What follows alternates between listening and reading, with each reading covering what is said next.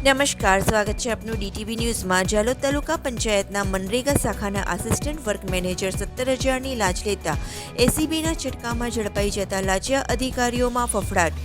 જાલોદ તાલુકા પંચાયતમાં મનરેગા શાખામાં assistant work manager તરીકે ફરજ બજાવતા બળવંતસિંહ લબાનાએ મહાત્મા ગાંધી રાષ્ટ્રીય રોજગારી યોજના અંતર્ગત જમીન સમતલ કરવા માટે જરૂરી કાગળો તૈયાર કરવાની મંજૂરી માટે ફાઇલો મોકલવા માટે એક ફાઇલના 5,000 રૂપિયાની માંગણી કરી હતી। ત્યારબાદ ફરિયાદીએ ઓછા કરવાનું કહેતા બધી ફાઇલોના 20,000ની માંગણી કરી હતી, જેથી ફરિયાદીએ લાંચ રૂશ્વત વિરોધી શાખાનો સંપર્ક કરતા આજે મહીસાગર એસીબીની ટીમ દ્વારા જાલોદ તાલુકા પંચાયત ખાતે છટકું ગોઠવવામાં આવતા બળવંતસિંહ લબાના 20,000 પૈકી 17,000ની લાંચ લેતા એસીબીના છટકામાં રંગે હાથ ઝડપાઈ જતા એસીબીએ ડિટેન કરી કાયદેસરની કાર્યવાહી હાથ ધરી છે।